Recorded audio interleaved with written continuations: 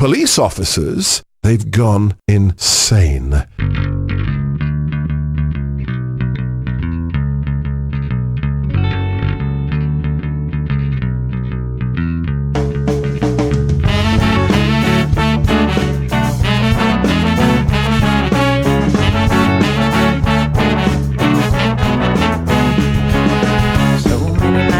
In this world, accessible of kindness and ethical blindness. So please excuse my sarcastic tone. I'm a bit underwhelmed by the sample shown.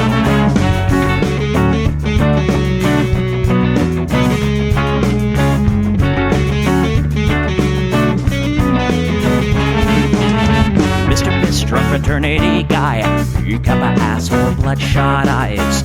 Get drunk and fight every night. Idolize Bradley, belittle women's rights. Homophobic, racist, and don't give a fucking hey. Do you think you can drive a bigger truck? So wear your baseball cap to the side to let everyone know that you're a nice guy. So cool, was so impressed. Lots of chicks in a barrel chest. Cause you're a real man. Punch for punch, gonna piss in your face while you're passed out drunk. I'm a nice guy, you're a nice guy.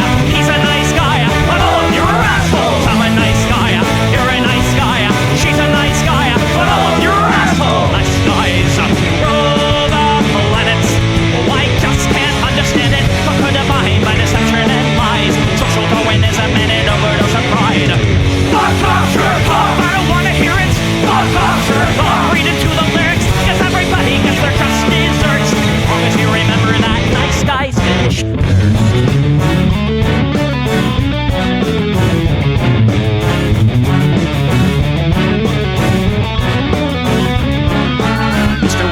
You're next on the list. Such a nice guy who speaks through his fists. Prick with a penchant for messing with heads. A broken nose for dinner and breakfast in bed. Alcoholic, paranoid, and suicidal too. But you'll probably kill her before she gets away from you. Screws in a pool of blood and cry. All your friends say that you're a nice guy. Have a drink, this one's on me. Look, you're doing fine, losing to your disease. Comatose, I'll pack your bags. Bury you like cats ready to go. I'm a nice guy, you're a nice guy. We're all nice guys, but all of you are assholes. He's a nice guy, she's a nice guy. Hey, Tom Bo's a nice guy. All of you are assholes. Nice guys rule the planet. The polygammatic, put a body by deception and lies. Social Darwinism and an overdose of pride. Fuck off, jerk off. I don't wanna hear it. Fuck off, jerk off. Read into the lyrics, so let the flunkies will quench your thirst. As long as you remember that nice guys finish first.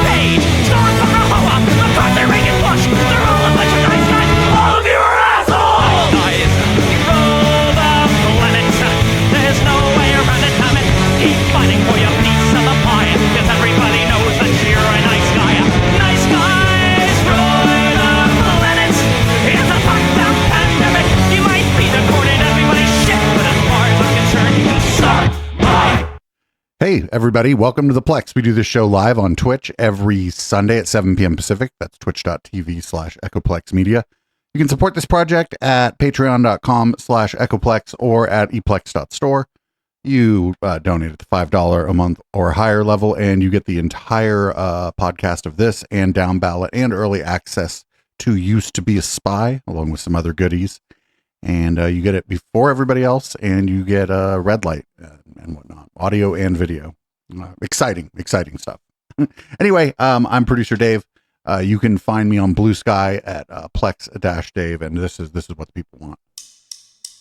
I don't hate the cops. There's a person inside when the truncheon stops. Oh, don't hate the cops. Oh, when the raiders come, who will protect the shops? Don't hate the cops. They're a sensitive bunch if you don't stop throwing your rocks. Snap, crackle, pop is the sound of a taser. Your body drops. Don't hate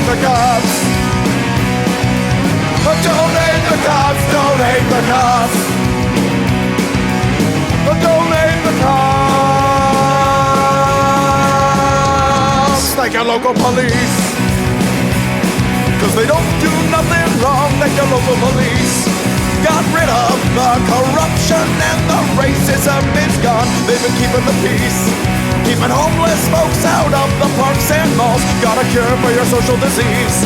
Follow the law, don't hate the cops. Follow the law, don't hate the cops. Follow the law, don't hate the cops. Follow the law, don't hate the cops. Follow the law, don't hate the cops. Put your hands above your head to show you're not afraid. I'm the fairest judge that your skin color's gonna get. And if you die before the sun comes up, the paperwork will take forever. Well, it might have worked out a little bit better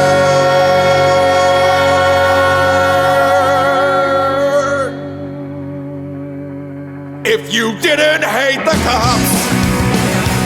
'Cause they don't do nothing wrong. Don't hate the cops. You can't blame them for just doing their job. Don't hate the cops. Well, you gotta wonder, how much would it cost for you to be shot at and stabbed at by maniacs and drunks? Don't hate the cops. Don't hate the cops. Don't hate the cops. Don't hate the cops. Don't hate the cops. Don't hate the cops. Don't hate the cops. Don't hate the cops. Don't hate the cops. All right.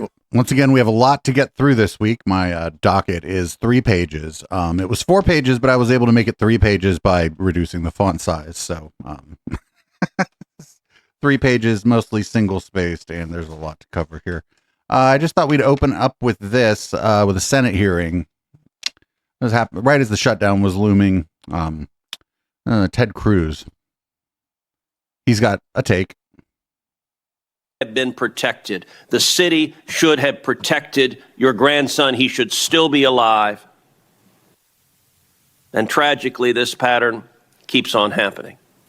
Now, Senator Booker also said we should have bipartisan agreement. I think that's a great idea. We should have bipartisan agreement. How about we all come together and say, let's stop murders? How about we all come together and say, let's stop rape? How about we all come together and say, let's stop attacking pedophiles? Well, there we go. All right. Well, I mean, I don't think anybody should be physically attacked or whatever. That's why we have a justice system. But let's come on, man. I know what he meant to say, right? We know what he meant to say, but that, all things considered, with what's going on with Epstein and all these people, that's pretty funny stuff. I know he meant to say something else. Like he meant to say, let's all come together and stop child abuse or whatever, right? But that's not what he said. So good for him. And he didn't really go and correct himself. Like, I don't know. Anyway, I just thought I'd put that first because I didn't know where to put it. So it was first. Anyway, there was an address to the military, and it went like this.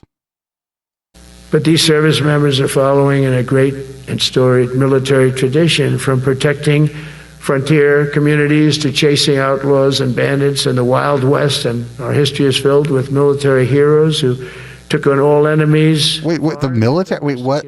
Wait, I've seen old Western movies. I've seen Westerns. It's not the military that's taking care of the bandits and the outlaws. It's the sheriff. This guy never watched a Western? That phrase very well. That's what the oath says, foreign and domestic. Well, we also have domestic. George Washington, Abraham Lincoln, Grover Cleveland, George Bush, and others all used the armed forces to keep domestic order and peace. Wait, George Herbert Walker or George W. Did either of them deploy the military in the United States? I don't believe either of them did. Many of our leaders used the military to keep peace. Now they like to say, oh, you're not allowed to use the military. And you know what the people say? The people in those cities where they're being raped and shot and beat up, you know what they say? We love the military. You ever see where they interview the people on the street? I've never seen somebody say they don't, unless they're radical and paid off, because a lot of these insurrectionists are paid by, whether it's Soros or other people. If you don't think it's great that we're deploying the military to the streets of your city, what's actually going on is that you were paid. You were a radical that was paid off by George Soros to say that. If you disagree with me, it couldn't just be that you've come to a conclusion of your own. You know, it couldn't be that you're thinking for yourself or that you don't share my view. It's because you've been paid.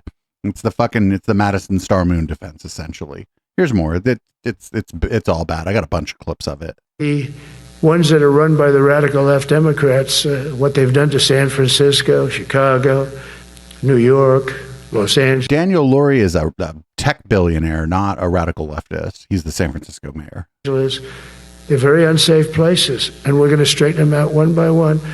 And this is going to be a major part for some of the people in this room. That's a war, too. It's a war from within. Controlling the physical territory of our border is essential to national security. My God, I have gathered together the best military minds in our country so that we could go to war with fucking San Francisco. I decided not to run the whole speech like during red light, so you get just a bunch of clips of it here during the podcast part of the show. Very important mission, and I told Pete we should use some of these dangerous cities as training grounds for our military, National Guard, but military, because we're going into Chicago very soon. That's a big city with an incompetent governor, stupid governor, stupid.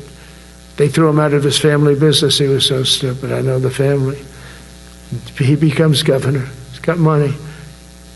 Not money that he made, but he ran for governor, he won, and now he criticizes us all the time. And last week they had 11 people murdered, 44 people shot. The week before that they had 5 people murdered, 28 people shot. Every weekend they lose 5, 6. If they lose 5, they're considering it a great week. They shouldn't lose any. Yeah, this guy telling anybody that his like family business money is like from somebody else is pretty rich, all things considered.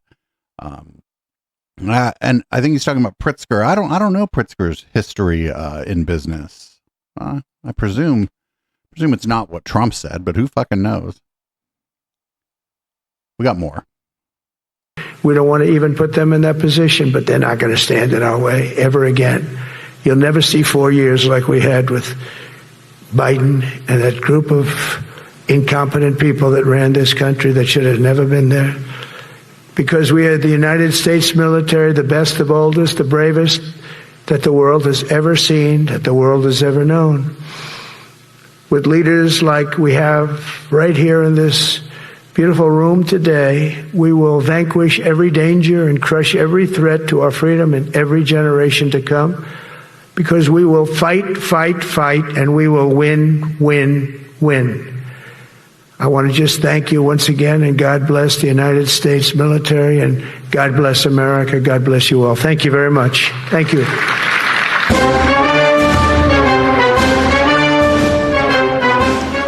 So there it is. There it is, a smattering, we would call it a smattering of applause. There were a lot of people in that room, and you didn't get a whole lot of applause there. I presume some of this stuff is designed maybe to get rid of anyone ethical in the chain of command, because anybody like ethical is like thinking about retiring, I would assume. Also at this event was Pete Hegseth. I only got 3 clips of him, but it's wild stuff, just unbelievable. But you should not pay for earnest mistakes for your entire career. And that's why today, at my direction, we're making changes to the retention of adverse information on personnel records that will allow leaders with forgivable, earnest, or minor infractions to not be encumbered by those infractions in perpetuity. People make honest mistakes, and our mistakes should not define an entire career. Otherwise, we only try not to make mistakes, and that's not the business we're in. We need risk takers and aggressive leaders and a culture that supports you. Oh, that's not great. So the military, they do rely a lot on like your past service record and have you obeyed the chain of command and, have you refrained from war crimes and stuff. And this guy is not really into that. I'm not saying the military does a good job of that or whatever, but I mean, that's sort of part of what how they judge each other. And I guess this guy doesn't want to do that. But don't worry, there's more. A few months ago, I was at the White House when President Trump announced his Liberation Day for America's trade policy. It was a landmark day. Well, today is another Liberation Day. The liberation of America's warriors, in name, in deed, and in authorities. You kill people and break things for a living. You are not politically correct and don't necessarily belong always in polite society. What? Yo, I think everybody watching, listening has friends who are former military and they do actually belong in polite society. Friends who are current active duty, who totally actually do belong in polite society. You don't really want your military full of a bunch of bloodthirsty monsters. That's really bad. Or if you're Pete Hegseth, that's real good. Here's just a 8-second drop before we move on. In other words, to our enemies, F-A-F-O.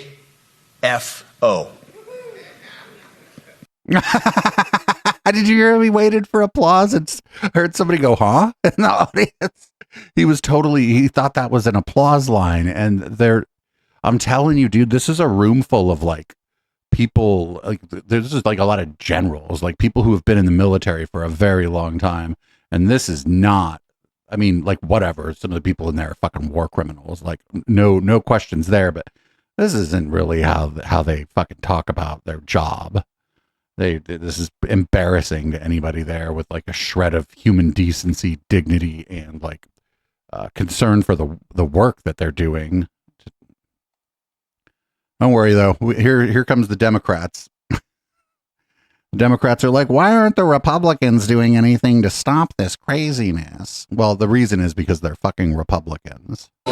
Response to Pete Hegseth's speech yesterday. I know that there was a lot going on with the shutdown, but obviously that has big implications. Even the president mentioned using American cities as military training grounds. Obviously, when the government opens, you'll have a big role in funding the Pentagon. Again, Mr. Liu, you're a veteran. I wanted to get your thoughts on Mr. Hegseth's speech yesterday. I'll keep mine quick because I'm not the one who's worn a uniform to defend the country like the vice chair.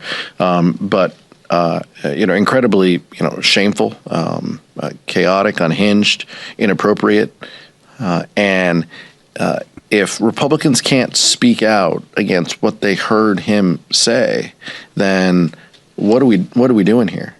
All of those points, using service members, putting them in U.S. cities as training grounds, violating Posse Comitatus. Look at anybody on the podcast, you're missing out. Look at the poorly done automatic transcription here. It's calling it Pussy Comitatus. I know. This is a serious matter, and we shouldn't be fucking joking about it. An amendment in appropriations this year that said funds could not be used in violation of Posse Comitatus. And every Republican, they accepted the agreement. It passed in voice. Chairman Calvert and our Republican colleagues in the full committee of appropriations, passed it. So that's how they feel. They feel this is a non-issue, or they did 2 months ago. I'm curious if they feel things have changed now, and it's unfortunate that we're in this place. But from women not being able to serve in combat, I mean, there's just so many things, Michael. We can go down the litany of terrible ideas and policy positions that the secretary mentioned. By the way, the most unqualified Secretary of Defense that this country has ever seen. So it's hard to take him serious. It's hard to believe him if his lips are moving either. But that's where we are, and it's unfortunate. And I hope that some of our Republican colleagues start speaking against it. But if past his prologue, then they won't. dude, the Republicans aren't going to fucking save you. Like, what a bunch of bullshit. Oh, I called the Secretary of Defense unqualified and uncouth. I called him a liar. That'll show him. I fucking hate these people. Here's Mike Johnson. He has no comment, actually, about the speech that some of us saw all of, and some of us just heard some troubling clips from. No comment. I don't know. I heard it was great, but other than that, I don't have any comments. The president also said at the Pentagon yesterday that he wants American cities to be used as training grounds for the American military. Is this the highest and best use of the U.S. military, and is this the right way to train them? I don't serve in the Pentagon. I run the House of Representatives. And what we need to be talking about today is real harm that the American people are going to feel because of... Sir, the Congress has oversight. Congress does oversight on the Pentagon, ostensibly. What Chuck Schumer is doing. Let me tell you what's going to be heard today. Hold on a second. As Speaker of the House, do you answer the question? As Speaker of the House, do you believe it's appropriate to use American cities as training grounds for the U.S. military, calling those people in the American cities the enemy within? I'm asking you, as Speaker of the House, do you think that's appropriate? I'm not going to comment on your characterization of what the president said. I didn't get to see that speech because I was a little busy yesterday.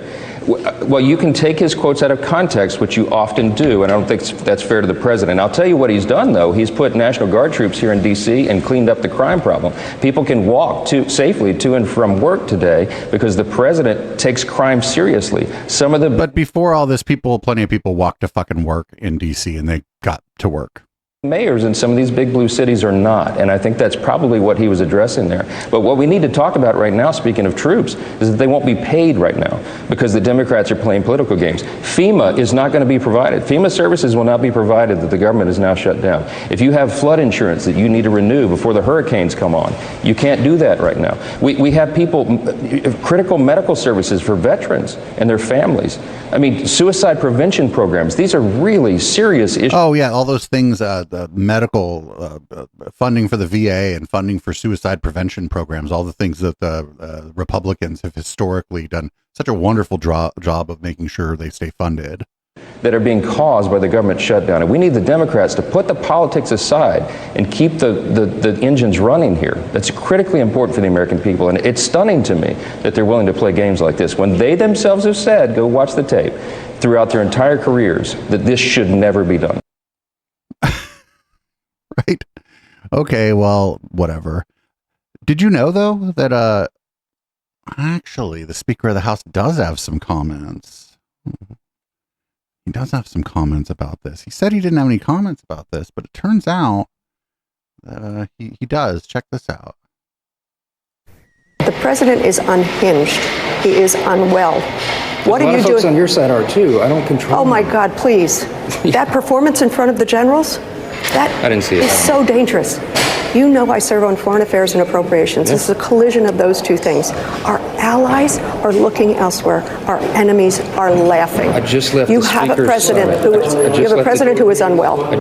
Oopsie poopsie. He said, well, yeah, when she said that the president is like crazy or whatever. He's not. That's not what you're supposed to say. Probably not going to be on Melania's Christmas card list. Won't get invited to whatever kind of horror show that she's going to do for a Christmas party. So turns out that they're sending the shock troops into Memphis, Tennessee, and Stephen Miller has some thoughts about what's going to happen there. That there is a square inch of block in this city where a citizen doesn't feel safe is unacceptable. This is Memphis. This is the United States of America, and all that bullshit is done. It's over. It's finished.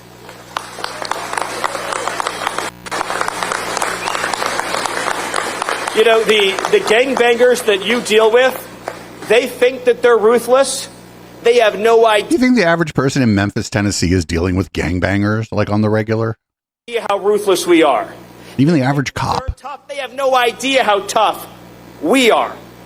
They think that they're hardcore. We are so much more hardcore than they are. And we have the entire weight of the United States government behind us. What do they have? They have nothing behind them. So we are going to win. They are going to lose. We are going to rescue Memphis. And it will not only be safer than ever before, but businesses and investment are going to pour in, and Memphis will be richer than ever before because President Trump has decided this is a priority. And when President Trump makes a decision, this team behind me today executes. Thank you, and God bless. Yeah, I don't think that like the Memphis police are dealing with like a lot of like gang violence. I'm assuming like anywhere else, most of the violence is domestic violence, which a couple weeks ago President Trump said, I don't know, you just get in a little fight with your wife. Also, like, I don't know, man, this ragtag group of fucking these people versus like proper organized crime in the United States. I don't know. Organized crime might not win, but I don't know. So this is from ABC Local 7, actually, the same as here in Chicago, talking about an ICE raid on some apartments and how Trump said that Chicago should be a military training ground. The president maintains that the surge in enforcement is about public safety, but protesters say it's about intimidation and fear. And today's protest was aimed at showing the administration they will not back down. Protesters in the hundreds taking over an intersection where a surge of Border Patrol agents were seen over the weekend. We saw over the weekend how ICE agents shamelessly occupied the streets of downtown and detained fellow residents. ICE out now, no debate. The group standing here down the way from Trump Tower, they say to stand up for the community. And it's ridiculous that our tax dollars are going towards these types of raids when it could be funding healthcare, housing, and other issues and needs of the community here in Chicago. The emergency protest follows this past weekend's surge in immigration enforcement. Dozens of armed federal agents spotted downtown, detaining multiple people. And what I was learning in history class, I'm seeing it now in the streets with ICE detaining legal immigrants and treating them like they're nothing. President Donald Trump says the uptick in federal operations in the Chicago area is about getting dangerous criminals off the streets. The president now raising the stakes for Chicago.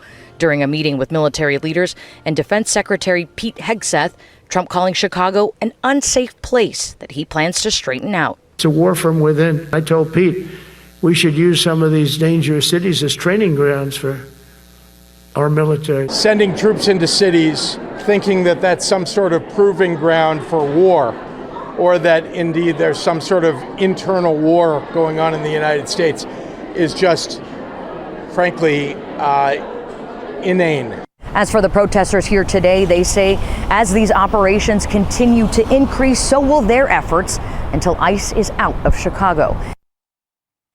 That's the local news is doing an okay job, kinda, I guess. I don't know. We'll see as things ramp up. The local news has a pretty nasty habit of bowing to authority and shifting to the hard right when it feels like that they not themselves as individuals, maybe themselves as individuals, but as an organization, they're in any kind of danger or treading down any kind of path they think might be difficult. They always capitulate to power. Here we go. Here we got this is about Soros appointed or elected district attorneys, and they're too woke. And I mean, why these cities and why this significant violence? Is it all because of these policies that make it impossible to see any consequences for crime? Well, sure. You have these woke DAs who are Soros appointed. A lot of them are Soros elected. They're DAs. They should be public defenders. They shouldn't be prosecutors when they're letting people out. They're not even arguing to keep violent criminals in on bond. They get out and they're killing other people. They're committing horrific crimes, and there are no consequences. So theoretically, the job of a district attorney and the public defender should be the same, more or less. In a properly running society, it should be to find out what happened and get justice for everyone involved through an adversarial process, sure. But a public defender would make a perfectly fine district attorney, and I think a district attorney would make a perfectly fine public defender. They're coming in federally because there are consequences under Donald Trump. You will go to prison. Now, how do you... You will go to prison. It's because George Soros appointed your DA. George Soros, man. They're just playing the hits because this is deeply unpopular. So they're trying to get people mad at George Soros again, I suppose. So everybody, I don't know if you knew this. Also, this video is going to play from the Facebook website, so anything could happen. Like, I don't know how to make this. Like, where's the button to put the audio on? Did you know that there's dark money funding Antifa? And we know this because we're going to see it on Newsmax. Oh, here we go. Against federal officers. We have these laws that are passed by Congress and violence against federal officers being perpetrated on a daily basis in the United States for years now by the Democrat Party and their left-wing allies. But wait, violence against federal officers has been happening on a daily basis for years? No, what? This is untrue. This is so very, very untrue. They're talking about actually enforcing laws and bringing order to cities where lefties pretend that, we were watching video a little while ago in Portland just the other day, the tear gas filling the air in the streets, block after block, and the violence going on and on. And then the idiot governor and the idiot. Wait, where the fuck did the tear gas come from? What, the black bloc have a bunch of tear gas? Wait, why? Where'd the tear gas come from? Mayor and the idiot news media, they act like it's mostly peaceful. And I'd love to see how many of those Antifa terrorists actually ended up in jail, what their sentencing looked like. Right. I'm sure they're out. Look at these fucking Keystone cops. Like, they suck they suck so bad at this. Funding Antifa. Look at they're not trained. They don't know how to fucking restrain somebody. They're just like fucking street fighters. They're like the fucking brown shirts, dude. They don't know what they're fucking doing. Like, fuck the police, but the police know how to restrain somebody. I mean, they have to fucking kill people they're restraining sometimes, sure, but like, they know what these people aren't even trained. Look at this. This is embarrassing. We know that there has to be dark money somewhere that's basically funding this organization. As we know, Antifa is not just happening here in the United States. They have, other groups throughout the world. But also, I think on the ICE agents and the ICE facility front, the percentage, it's such a high percentage of increase when it comes to the fact that ICE agents have been attacked and targeted. We saw what happened in places like Dallas, Texas, where they were trying to kill ICE officers. Wait, but who died in that attack? It was just outside of Dallas. It was the Dallas metro area. But the only people that got shot were detainees. These attacks, these assaults on ICE officers, that cannot be tolerated. It is the right action that is being taken by the Department of Justice. Yeah, but like fucking whoever went and shot that building up is going to prison for a very long time. I don't know when the point would be, when it might be time to start advocating for that stuff, but I ain't advocating for that stuff, especially not fucking publicly. And yeah, you're just turning the temperature up on the whole situation if you go ham at it trying to fucking shoot at an ICE facility. No matter who your target is, you're just turning the temperature up and more people are going to get hurt.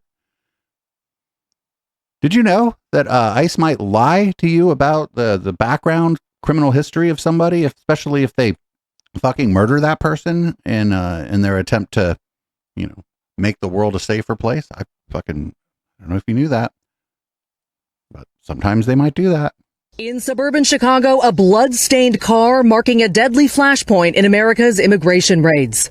The Department of Homeland Security saying ICE officers in Franklin Park tried stopping a vehicle driven by 38-year-old Silverio Villegas Gonzalez, but say he refused to follow commands and drove his car at law enforcement officers, dragging one a significant distance. ICE saying that officer, who sustained severe injuries, feared for his life, shooting Villegas Gonzalez, who later died at the hospital. DHS describes the individual as a criminal illegal alien with a history of reckless driving. A history of reckless driving? View of Villegas Gonzalez. I mean, my mom is an old lady who drives a little fast. His publicly available records by NBC News found no criminal charges. Records show he pleaded guilty to 4 traffic violations, including speeding, the most recent in 2013. He got a speeding ticket in 2013. Fucking get him out of here. Jesus fucking Christ. Oh, he's a violent driver. Friend, if you drive a car for long enough, you're gonna get a ticket. You're just going to make a mistake. Maybe you don't even intend on driving fast. If you have like a modern car, it's pretty easy to actually get going like 100 miles an hour if they're on an empty freeway and not even know that you're doing it. So I don't know. People here probably aren't like super excited for the Super Bowl, but now we're really not super excited for the Super Bowl because apparently people are saying that ICE is just going to be everywhere. An advisor at the Department of Homeland Security says there will be immigration enforcement at the Super Bowl in Santa Clara. Corey Lewandowski was asked if ICE would conduct immigration enforcement at the Super Bowl for the Bad Bunny halftime show. He said ICE will be everywhere, including at the game and regardless of who's performing. Bad Bunny didn't bring his concert tour to the U.S. over concerns his fans would be targeted by ICE. Oh, all these people on Twitter, they're like, oh, fucking deport Bad Bunny. And I'm like, deport him where? He's a fucking U.S. citizen, you stupid fucks. I mean, that's not going to stop them. They'll fucking send him to El Salvador anyway, probably. They just don't, I don't know, man. I'm not a big fan of Bad Bunny's music personally, but a lot of people like the music and fucking super successful artist. But Kristi Noem not sharing my assessment of the situation of one Mr. Bad Bunny. And your message to the NFL with this decision? It seems like they were trying to send a message to the Trump administration. Well, they suck and we'll win and God will bless us and we'll stand and be proud of ourselves at the end of the day, and they won't be able to sleep at night because they don't know what they believe and they're so weak. We'll fix it. Thank you. Thank you, Madam Secretary. Oh, that's the Benny Johnson show. Homegirl's like phoning it in. She's like, oh, we'll win. They'll lose. They suck. She seemed like her fucking cold dead heart wasn't even in it there. So did you know that the War Department is going to go protect a completely war ravaged Portland war ravaged? I always just thought of Portland as kind of basic, but President Trump will end the radical left's reign of terror in Portland once and for all. The president has directed Secretary Hegseth to provide all necessary troops to protect war-ravaged Portland and any ICE facilities under siege from attack by Antifa and other left-wing domestic terrorists. What's been allowed... War-ravaged Portland, get the absolute fuck out of here. Just get the absolute fuck out of here. But it keeps going. Portland it's burned to the ground, folks. It's not even fucking there anymore. You can't even go there anymore. They don't let you in. Fire hazard. It's like ground zero from 9/11. You know, a lot of shit's on fire. Gonna fuck your lungs up.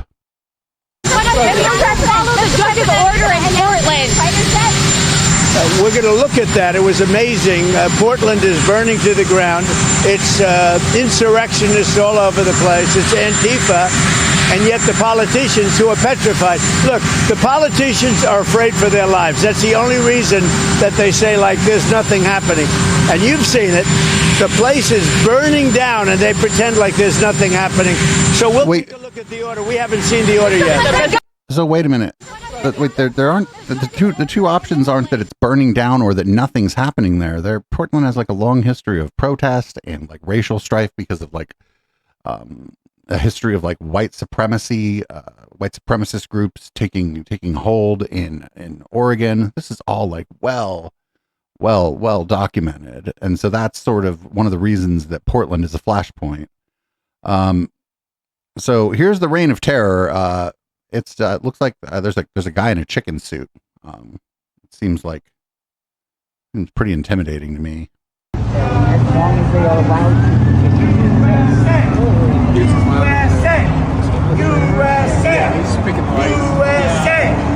USA. You're not proud of your country, bro? You don't fly. There's like 15 people out there. Why are there fucking snipers on the? Are those people? They don't have guns trained on the people, do they? Oh shit.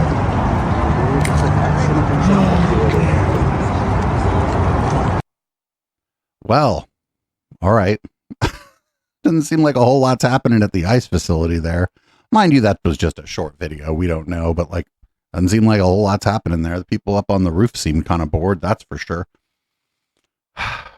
Here's Louisiana Governor Jeff Landry. I think he's declaring war on,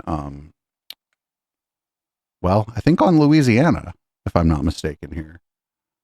But I think it's pretty weird to declare war on your own state, but you know, it is what it is. Times change. Let me say this. President Trump has amassed the best cabinet of public servants and folks who really want to fight crime, like General Bondi, Secretary Noem, FBI Director Kash Patel. These folks know how to keep Americans safe.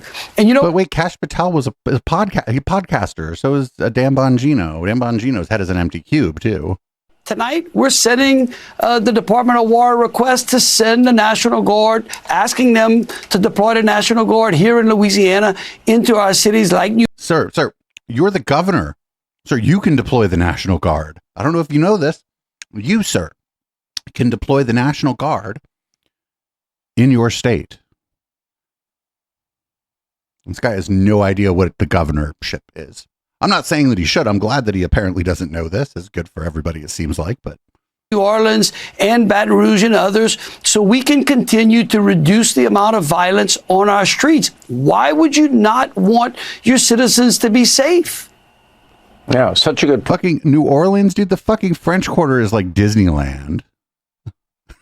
What is he talking about? Oh, man, all this stuff though, I don't know if you know this. It's a win-win. It's a win-win according to Mike Johnson. Everybody wins. Everybody wins. Especially me. It's a win-win-win if you include me. Ask you about something that the president said when he delivered a very lengthy speech speaking to the nation's top military leaders. Let's listen. It's really a very important mission. And I told Pete, we should use some of these dangerous cities as training grounds for our military, National Guard, but military. You're comfortable, or are you comfortable is the question, with the U.S. military using American cities as, quote, training grounds? For what? I don't know what's being implied by that. I can tell you what's in the president's mind and heart because I talk to him all the time, daily about that. No, wait, you could tell us what it is. So you're just going to fucking say it's some whole ass other thing? All right. He's very proud of the fact that we have brought crime down in Washington, D.C. You could go from your car to the studio today without fear of somebody jumping you and stealing your purse. Training grounds suggests, hearing from the commander-in-chief speaking to the highest-ranking military leaders on the planet, that these troops are going to be in U.S. cities and use their time in U.S. cities to do military training. Well, sure. I think that's been very beneficial for the National Guard. So it's okay? Have you seen the National Guard troops walking these streets? They're keeping the city safe, and the people of D.C. greatly appreciate it. And that's an appropriate from the way Democrat for them mayor to on train. down. Why do you think that? I don't think that the people of Washington, D.C. like this. I think you're just lying. Just because you get like fucking Steve Ducey or whatever, Deuce on the loose out there fucking talking to some random person in D.C. that's like, oh yeah, this is great. Fuck yeah, America. That doesn't mean the average D.C. resident thinks this is a great idea. In American cities, it's a on win-win American soil? scenario because the National Guardsmen are proud of that duty that they performed, and they brought crime down dramatically in D.C., and all of us are safe. Our staffs are safe. They're not walking in fear right now. Mm-hmm. I think we should do that in every major blue city run by Democrats who aren't serious about crime. It just seems very antithetical to sort of the notion of law America. And order? Well, no, I'm not talking about law and order. No, because that's what they're restoring. No, I'm talking about the the U.S. military, how they're used. If a city is out of control and it's beyond the scope of what the municipal police department can handle, which is what happened in D.C. by the testimony of the Democrat mayor, not Republicans, she needed help. She welcomed the help. And you know what? It brought the crime rate down, and we have peace in the city. Mm-hmm. This is the greatest. She was in a bad position because the fucking Congress could just revoke the home rule and just completely take over D.C., so she had to play ball. I wish she would have just stood tall and dared them to fucking do it. But I don't know. The world, we have the most beautiful capital in the history of the world. It should be safe for visitors and families and school children who come here. The National Guard troops heroically have provided that. I think that's a great thing, and the president does as well, and I think the American people do as well. Just real quick, you're talking about one side of the coin, I'm talking about another, which is using this deployment on American soil in order to train U.S. military. I just want to. I don't understand why that is such an offensive notion. Of course, it's because it's like literally like, okay, it's against the law. It's offensive because we have a civilian police force that isn't the military.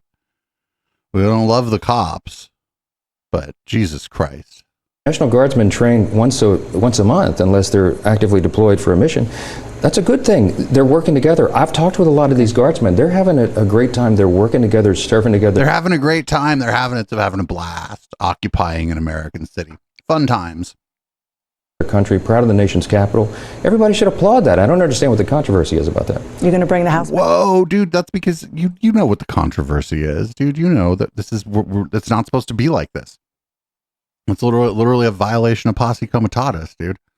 Like these people, he just likes it because it's fucking straight up like authoritarian, and he's all down with authoritarianism if he's the one like gets to pretend he's the one wearing the boot. Now, this is out of a Chicago suburb, I believe.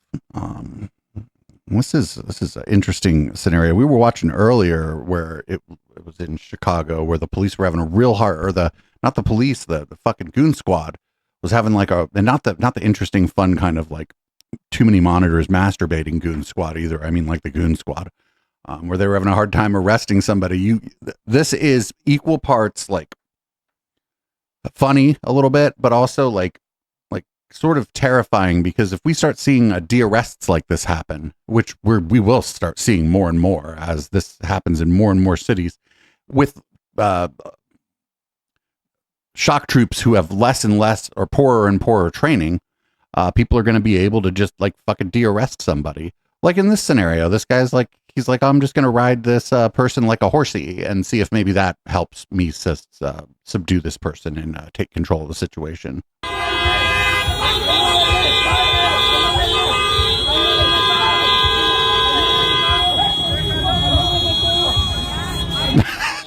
This guy has no idea what the fuck he's doing. Look. He's like, oh, I think I'm going to do a Hulk Hogan and do a sleeper hold. Jesus Christ.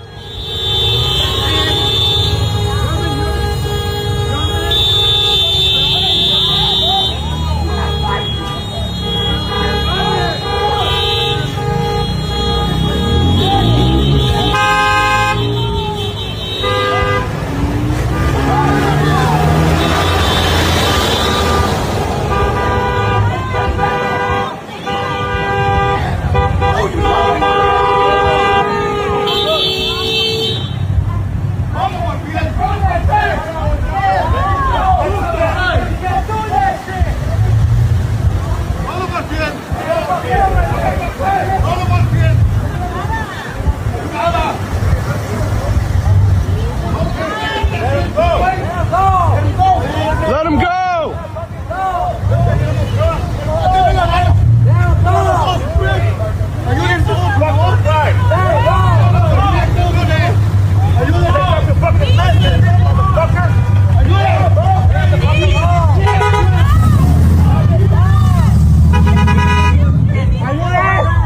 Let him go! Let him go! Get off him! Like, look at how fucking these people are not trained to do. They don't know what the fuck they're doing. And so it's going to be easy, as you're going to see here. It's going to be fairly easy once the public decides that it's time to intervene. It's going to be pretty easy for members of the public to intervene because these people don't know what the fuck they're doing. And so unfortunately, that's going to lead to an escalation where they're just going to start shooting people who try to intervene.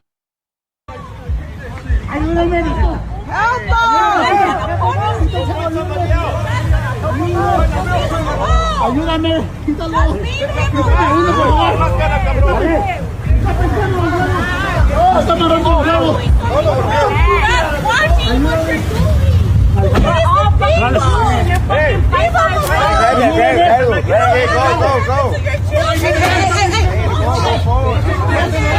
Hell yeah, did that lady just kick him? Fuck yeah.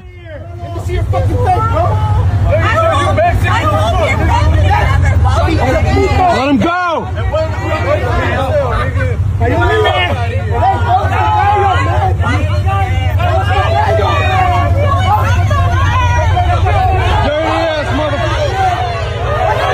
Oh, they did. They stopped it. The people there stopped it.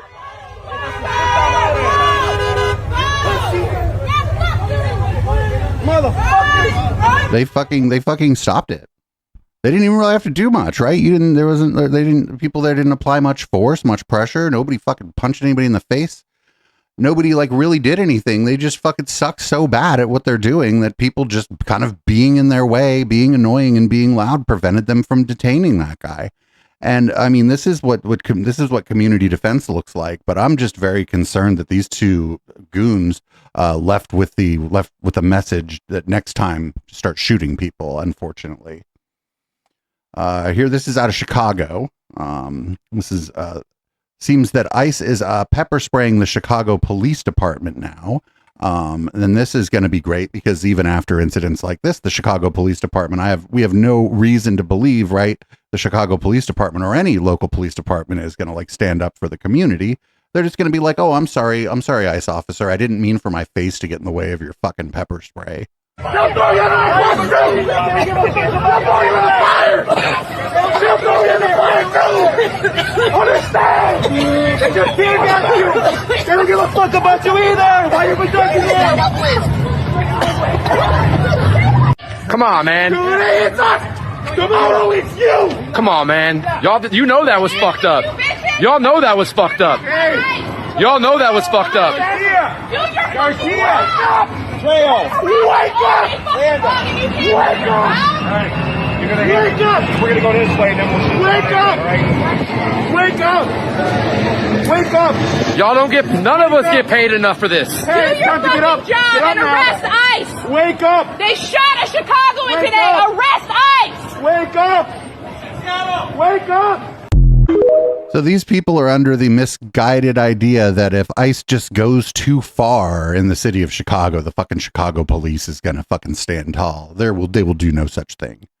I think there are cities we saw places like smaller cities in California where the entire economy is based on agriculture. We saw the fire department and the police kick ICE out once. And it was in a small town in California, but you're not going to see it in big cities like Chicago. These people agree with ICE and agree with the federal government's crackdown. A lot of these people don't even live in the communities that they're policing. Did you know that it's actually terrorism now to call anybody a fascist? I don't know if you know this. It's just terrorism. You can't call anybody a fascist. If you start calling people fascists, Stephen Miller's coming for you. But you cannot convince me that this never-ending Nazi, fascist, racist, refrain of theirs is not impacting, especially people on the edge. I'll give you the last one. Deliberate. Yes. I mean, so, I asked the question, it was a rhetorical question, of course, why did Gavin Newsom say Stephen Miller is a fascist? It is a message. Because even Gavin Newsom figured out that you're a fascist. He is sending to all the crazies and lunatics out there. And we're not going to absolve the Democrats of responsibility anymore. There's a reason why all of these killers, all of these lunatics, all of these terrorists adopt the same language. They say they're trying to kill the fascists. They're trying to stop the fascists. All of them? Like all of them? What do you mean all of them? This is deliberate. President Trump is saying that we as a nation are not going to tolerate anymore, and the Joint Terrorism Task Force at the FBI is going to find these terrorists, and we're going to put them behind bars, Sean. All right, Stephen Miller, you and your family, we pray for your safety. All right, we pray for yours. Get the fuck out of here. This dude has a fucking security detail. Shut the fuck up. We pray for your safety. Fuck off. So now it's just like referring to anybody or any ideology essentially as fascism is now like terrorism, I suppose. And they're just going to use that as a pretext, I think, maybe even to try to arrest, for example, somebody like Gavin Newsom or J.B. Pritzker. Throw them in prison. We don't love Gavin Newsom, but I don't think it's, you want to see California erupt. You start coming after the governor, and people don't got to like the governor to know that it's like bad if the feds come after your governor for no good reason. Speaking of Pritzker, here's J.B. Pritzker, and he's been pretty good on this stuff. He's like, this isn't how you make America great.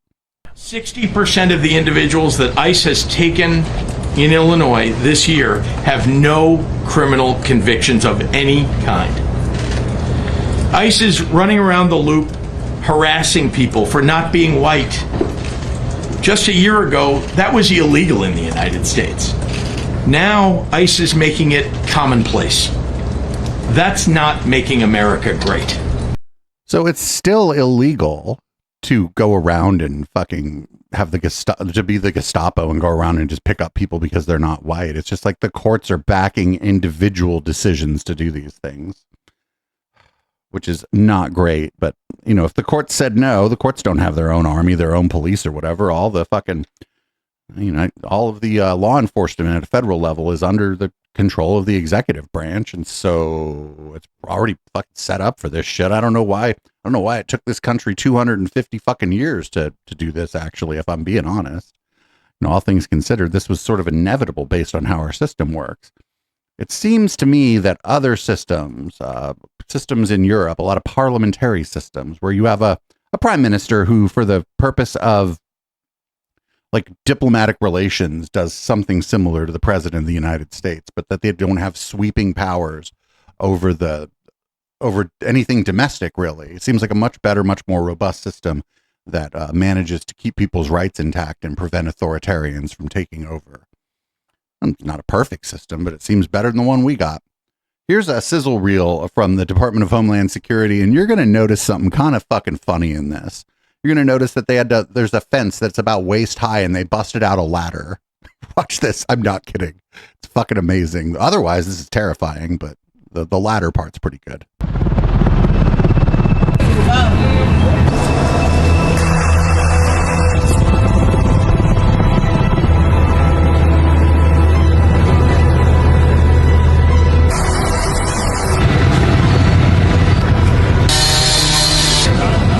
See right there, look at that fence is like, it's like waist high. Why are they doing this? Like, what is this? Like, I'm almost 50 years old and I'm not exactly in the shape of my life. I get over that fence, no problem. In fact, if I was running from them, I would get away because I would get over the fence and they would be like, get a ladder.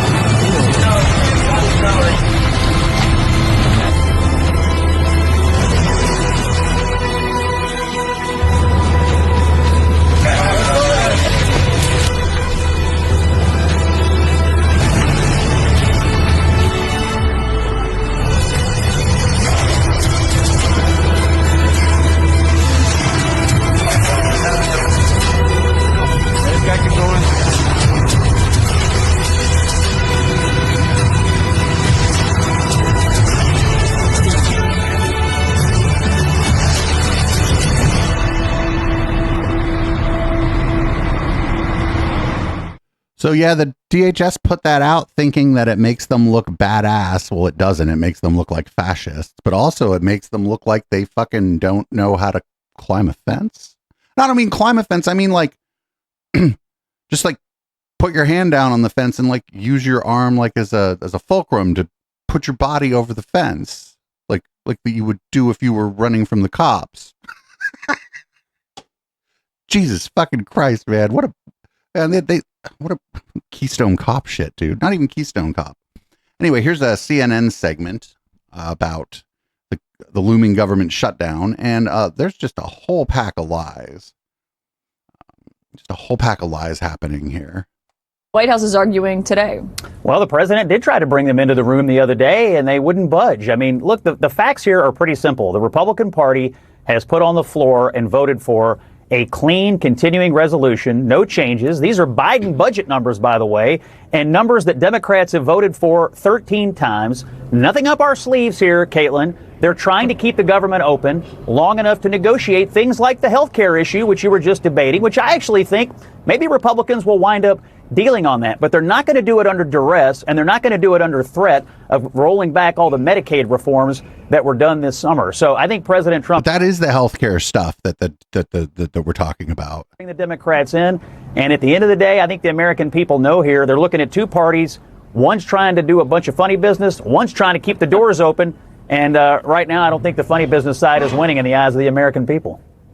Karen, what's your view on that? Well, I just want to correct something. You know, Scott, you know how much I respect you, but let's be honest here. Wait, why would you respect him? Why do you gotta, oh, he's wearing a troops pin. And I don't need to be told I'm dishonest, Karen, but by all means, go ahead. I didn't say it. I said, let's be honest with the American people here. I am. Well, you ought to try CR that I'm doing it right now, brother. So the CR is that the Republicans have proposed is actually not clean. It's pretty dirty because it includes the $1 trillion in Medicaid cuts that the American people themselves have made clear they do not like. So it is not the same. I think it'd be a very different moment and conversation if literally we were talking about what was passed in 2024. That is not the actual fact of the case. The fact of the case is that the measure is something that, again, the American people themselves have said they do not like. The other piece of this is, I think Democrats have a clear, concise message in terms of health care. Think about this. Republicans are on the side of saying we have to protect these tax cuts for... Hold on. Right now, with all this going on, would be a good time if the Democrats were a functioning fucking party to be like, actually, what we want to do is Medicare for all or some version of a single payer health care. And until you put that, things that push us in that direction in this bill, we ain't voting for shit. That's going to impact the wealthiest 1%. Democrats are saying we want to protect health care for over 20 million American families. And I agree with what, I was glad Senator Smith pointed out. I also just got my email today about my health care and choosing a plan. So people are already seeing that their costs are going to go up starting in January 2026.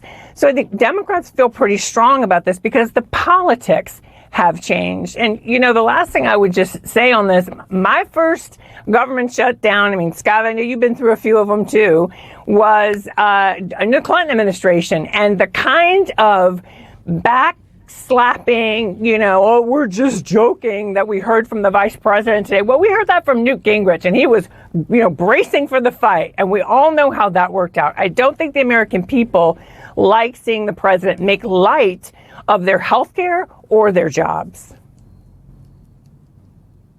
Scott, you want to respond? Yeah, sure. Look, we're stunned. I'll just be honest with you. We're stunned. The Democratic constituencies are principally immigration populations and government workers. And right now, I'm a Democrat, and I'm not an immigrant. Whoa, that's who votes for Democrats is immigrants and government employees. Well, then they'd get fucking slaughtered in every election if that's who's voting for Democrats. If that's all. Yeah, I'm none of those things.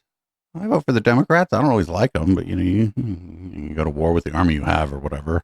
Not a government worker, Scott, yourself. You're putting one on top of the other. My mother is a Democrat. She's not an immigrant. She's not a government worker. This is what your party relies on, and you've closed shop on government in Washington, D.C., and eventually they're going to get tired of it. There is no reason this government cannot be left open. 75 million Americans who voted for Kamala Harris were all immigrants? No, that's not true. I'm saying I'm listening to Democratic arguments about most policy issues, and I'm looking at Democratic energy, and it mostly has to do with things to do with immigrants, illegal and some legal, and things to do with government bureaucrats. And right now you're putting one of your constituencies out of business. You're putting one of your constituencies out of business. This guy's a fucking idiot. Yo. Oh man, they're trying to purge all the government workers who happen to be liberal right now. That's one of the things they're trying to do. Here's Mike Johnson with some lies about the government shutdown. If you could imagine this, here he is. It's on George Snuffleupagus's show. Crazy enough, this George Snuffleupagus guy lately has been asking decent questions of some of these people. This morning, the Democrats' proposal is designed to prevent millions of Americans from losing their health insurance, losing Medicaid coverage, or paying higher health care premiums. Why are you against that?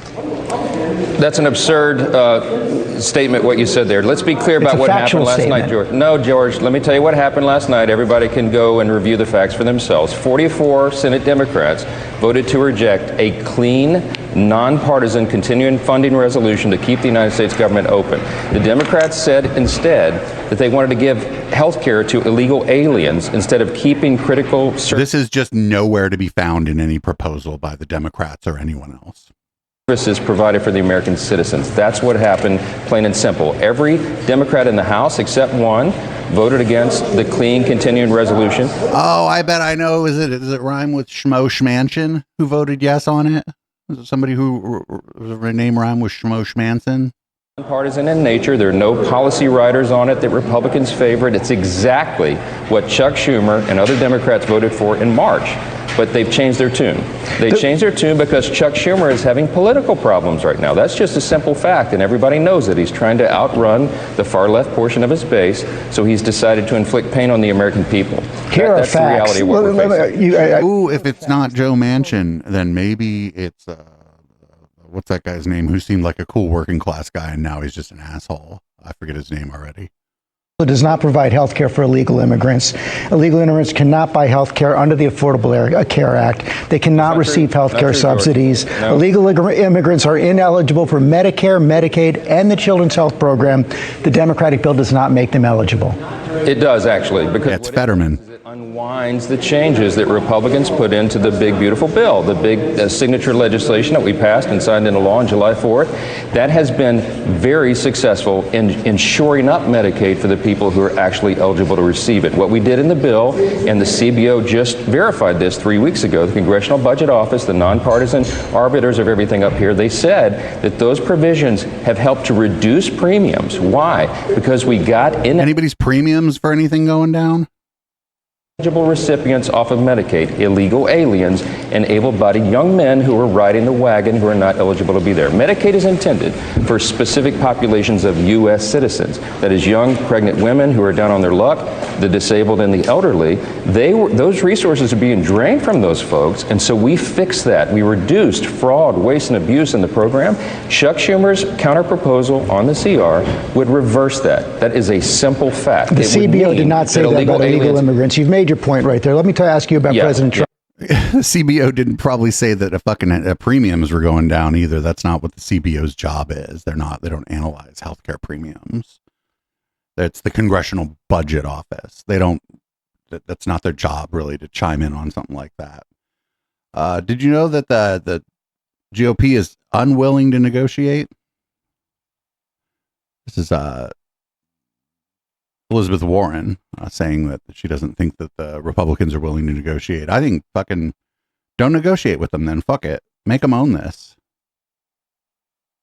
Okay, we are back with Senator Elizabeth Warren, and during that very quick 90-second break, one of our producers handed me the story that just came out in Politico, and the headline is, Inside John Thune's Strategy for Ending the Shutdown. So the senator and I are sitting here like, what is in here? Here are some of the things he says. Senate Majority Leader John Thune laid out a path to end the government shutdown. Okay, whatever. He says, if a critical mass of Democrats say they are willing to support a House-passed funding bill in return, he insisted he would not negotiate on the substance of an extension while the government is closed. But pressed on whether he was open to discussions with Democrats about healthcare negotiations might work post-shutdown, he said, we are. So he's suggesting the only way he'll negotiate, as I read this, is that if Democrats vote to open the government without extending healthcare subsidies. Yes. So let's just say this one more time. From July until today, we've been asking the Republicans to negotiate over the health care assistance, right? And their answer has been no. Now that the government is shut down, he says he won't negotiate when the government is shut down. He wouldn't negotiate when the government was open. I'm not hearing a world in which John Thune wants to negotiate. All I'm hearing is a world in which they just want to play politics and they'll do whatever Donald Trump wants them to do. Yeah, that's crazy. Like when the government is shut down is the time to negotiate. If they're like, agree with us now and we'll negotiate with you after. I mean, that's just like some fucking Lucy pulling the football away from Charlie Brown bullshit. It's actually kind of surprising that the Democrats see that that's what's happening, if I'm being completely honest. I'm surprised they're not like, oh, but they said they're going to help us fix it afterward, and then they just vote for it. I'm fucking shocked they're not doing that, if I'm being completely honest here. Did you know that Nancy Mace is an expert in all of this? Here is her from the Facebook website. So bear with us here. Anything might happen when I press the play button. Just a fake. It's just fake. And we're seeing the acting. I think that Chuck Schumer and a lot of Democrats who are on the Hill tonight deserve an Oscar for their performance. This is political performance art. And at the end of the day, this boils down to putting illegal aliens first, American citizens last. They are trying to buy votes. They have imported millions and millions of illegal aliens under Joe Biden, and they're trying to buy them off by giving them free health care and free goodies, free hotel rooms, you name it. Yo, like people who, like in the last clip when it said, when Mike Johnson said who he thinks should be eligible for Medicaid, Medicare, or whatever. A lot of those people are having a fucking hell of a time right now, actually. Like pregnant women, even pregnant white women are having a hard time right now with all this stuff. Well, now the government's shut down, obviously, but prior to that, yeah, you're jumping through hoops and shit. They're just trying to cut healthcare subsidies to everybody. And those days are over because there was a mandate on November 5th that Donald Trump will be the leader of the free world, the president of the United States. But he just won by a little bit. Like, sitting in the White when Joe Biden won, they didn't think it was a mandate. Tonight, Trace, looking out for everybody across the country, East Coast to West Coast, hardworking Americans. Donald Trump is putting you first. Yeah. Yeah, no. It's a fucking mandate. Oh man, this is all fucked up. Now, did you know that like one, for example, over the last summer, if people remember, I broke my arm. I got fucking hit by a car. It fucking sucked. I had to wait. I went to the ER, right? And I had to wait. They didn't see me right away. I was in some amount of pain, but it wasn't, certainly wasn't the worst off there. And so I got triaged. And you know what happened? The reason I got triaged is fucking because there were illegal immigrants there who had injuries, which, by the way, I would be fine with, actually. I mean, like I said, I was in pain, but I left. I was in as much pain after they fucking put me in a cast or whatever as I was before. Just we needed to get casted up. But I would be totally fine if somebody was there who was here without their papers or whatever, and they got seen before me because their situation was more dire than mine. I don't know what the fucking problem is, but here's JD Vance telling you that if you have to wait for care, it's because of illegal immigrants. The government. Your final question about illegal alien benefits. Look, the text is very clear, and I even saw, I think it was George Stephanopoulos in an interview with Mike Johnson, did a fact check that was totally rooted in baseless claims. It was basically Democrat propaganda. If you look at the legislative text that they gave us, they tried to turn on two separate provisions that would give health care benefits to illegal aliens. Number one, if you're an American citizen, you've been to a hospital in the last few years, you probably noticed that wait times are especially large, and very often somebody who's there in the emergency room waiting is an illegal alien, very often a person who can't even speak English. Wait, how do you know that? If you're like sitting there and your arm's broken and you're just waiting for your turn, what are you checking everybody's immigration status while you're in there? Fuck you. Nobody's doing that. Why do those people get health care benefits at hospitals paid for by American citizens? The answer is a decision made by the Biden administration that the Trump administration, working with congressional Republicans, undid. We turned off that money spigot to health care funding for illegal aliens. The Democrats, in their legislative text, wanted to turn it back on. That's one thing. The second thing, like, no. I mean, like, first of all, if you go to the hospital and your arm's broken, they're going to fix you. That's just what they do because it's a fucking hospital. That's like one thing that we have to fucking be willing to like understand, that they're not turning you away based on your immigration status. They're not turning you away based on your ability or inability to pay. If your shit's broken, they're going to give you treatment in the emergency room. This is one of the reasons we need universal health care, is so that the government just reimburses for all of that, such that fucking hospitals don't get shut down because they're in like poor areas, or a lot of rural hospitals, strangely enough, where a lot of white people live, are having problems. Did you know that the shutdown comes amid just a giant fucking recovery, a giant comeback of the U.S. economy? Thank you, Maria. And you've warned that this funding fight could cut off Capitol to Main Street. Tell us about it. Oh, won't someone, Capitol to Main Street? Won't somebody think about the venture capitalist who's buying up all the real estate on Main Street? Certainly, the Schumer shutdown comes amid a historic economic comeback thanks to President Trump's powerful America First agenda. And we're seeing that small businesses are accessing capital at really record rates that we announced earlier this week. That means Main Street's growing, it's thriving, it's investing and hiring. But that all comes to a stop thanks to the Schumer shutdown. That means about 300 small businesses every week will not get access to critical capital. That's about $200 million. Why don't they pick themselves up by their bootstraps? That's about 30 veteran-owned small businesses. It's manufacturers. It's everything that this economy was doing to power back after Bidenomics just crushed it, crowded out the private sector, and now Schumer wants to do it again. Democrats want $1.5 trillion to support those that don't want to work. They want to support illegal aliens, and they want to pay for it on the backs of the hardest working Americans, and that includes small business owners. I mean, it's incredible that they won't agree to fund the government just for another month and a half. This notion that like the small business owner is like the hardest working person in America or whatever is dumb. I know people who own small businesses. I know people who work really hard, and I know some people who don't really work that hard and rely on their staff to do all the work. It just depends.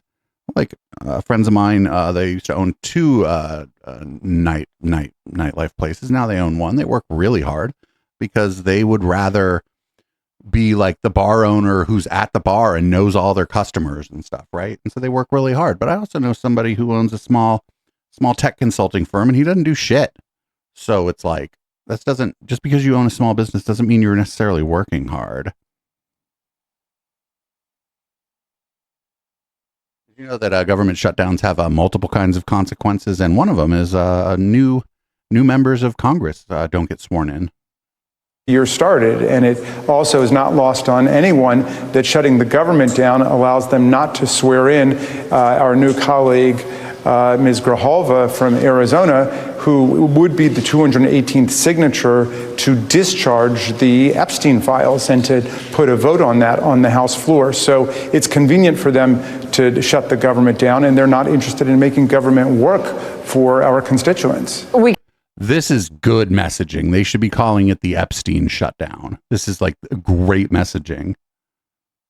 They're not going to do it, but this is great messaging. They're like, you part of why you're shutting the government down is because homegirl that you're not swearing in because you think you can't because the government is shut down. It's going to be part of the reason that the beans get spilled, and y'all don't want the beans getting spilled. We know that. We know what you're doing here.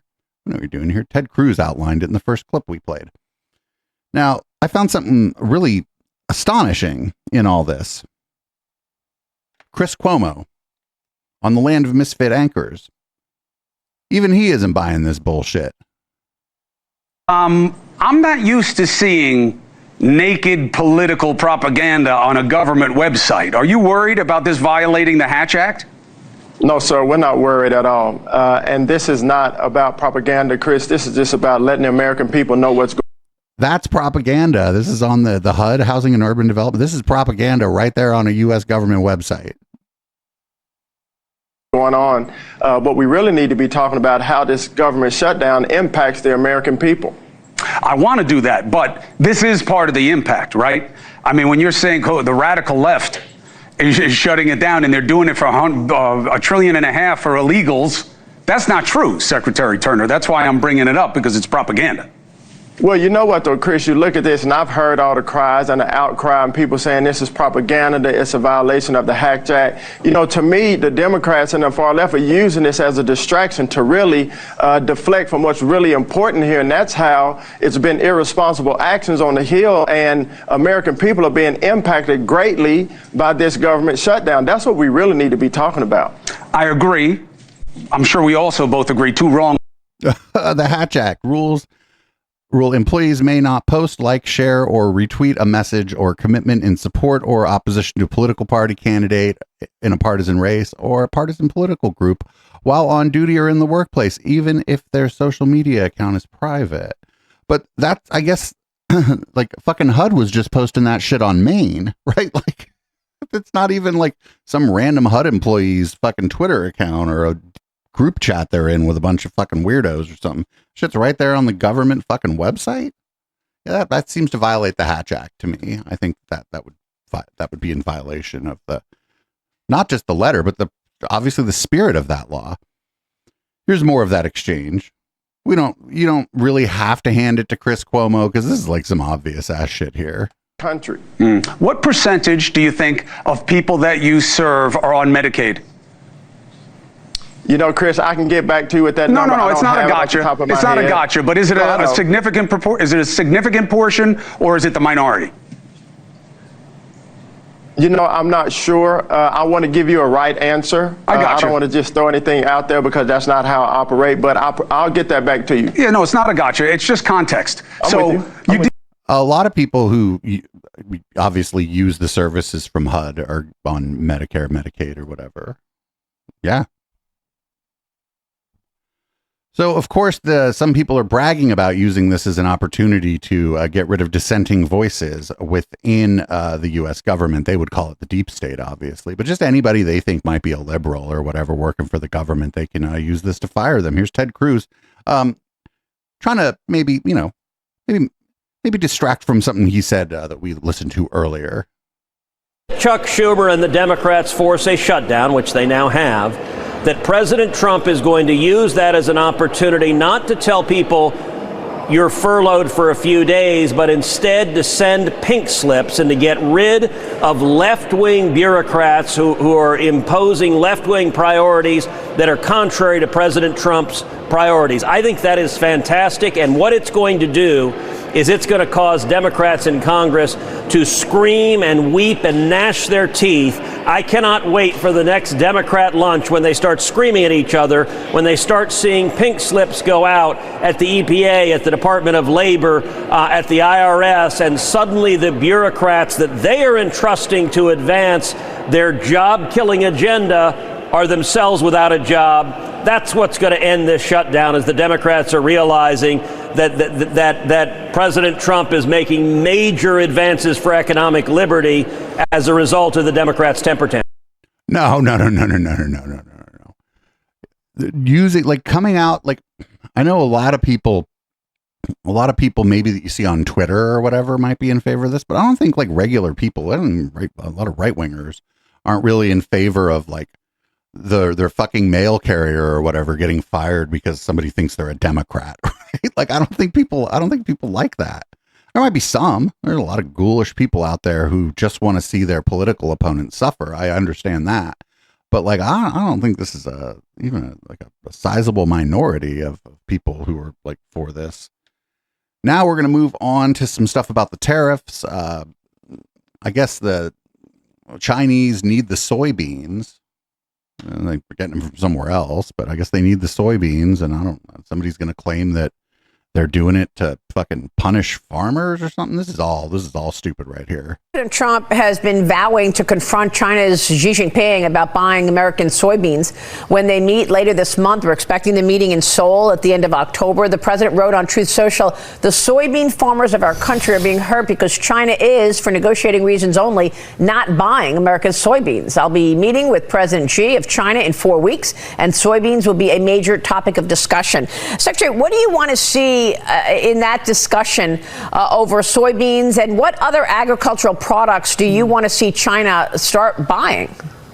Well, I think there are a couple of really important points here, slightly nuanced. The first one is this, that President Trump is so wholly committed to our farmers, our ranchers, to the American... Except that he fucked them over by picking a fight with China, and China took their fucking soybean business elsewhere. Food supply. He understands the importance of being able to feed and fuel ourselves in terms of remaining the world's superpower. And so that's the first point. That's why he's working so hard. We have, I think, more than a dozen deals. Indonesia, Japan, Taiwan, the UK, the EU, Australia, all these countries that up until now we have not been able to get deals with. It's really remarkable. No, what do you mean we haven't been able to get deals? We had trade relations with all these other countries before. There were trade agreements in place with all these other countries before. What do you mean we didn't have a deal with them until now? Or does it just mean that Trump didn't fucking try to strong arm some of these people? Is that what she means? I think that's what she means. The second point, and I was with him yesterday in the Oval talking about our row crop farmers specific to soybean, but also sorghum and cotton and corn and wheat. The fact that what unfortunately the Chinese have not held up their end of the deal from the 2019 deal that he struck. And of course, that was according to President Biden, who refused to hold any accountability. And as a result, it's Biden's fault. Our agriculture community, our farmers especially. That's the second point. But the third point is this: the fact that our chief negotiator, the world's, I believe, greatest businessman, is our president right now. He is unwilling to let any of this slide. So yesterday was another marker, I think a line in the sand, if you will, that China needs to stop playing games and that we've got to move forward. Or what? Need our product. It isn't that, they're sitting there with their bins full. They need our product. But the long-term, Maria, the long-term vision, the long-term... They might be sitting there with their bins full. You don't know shit, lady. They may have plenty. They may, soybean, they keep for a while. Dried soybeans keep for a long time. I don't know what you're talking about. All of this is that we can't solely rely on just a couple of countries. And that's why he's opening up the markets around the world. And again, I think not just our farmers, but America is headed into this golden age of prosperity that is going to be unprecedented in our history. So this is bullshit. This is bullshit. China can get soybeans from somewhere fucking else. They have to pay a little bit more. They have to pay a little bit more. But the Donald Trump isn't going to go in there and dictate terms to fucking Xi Jinping. He just can't. He doesn't have the power to do that. He doesn't really have any leverage. I think the fucking Chinese government is just going to be like, oh, well, Trump wants this, so we're going to do it. Hell no. Why? What would you do? These are just other countries that act in their own interest, and China being essentially a dictatorship, they can look down the road 20 years or whatever, whereas we can't. We can only look to the next election cycle. And so it's a disadvantageous place for the United States to be in a negotiation in the first place, but especially right now, because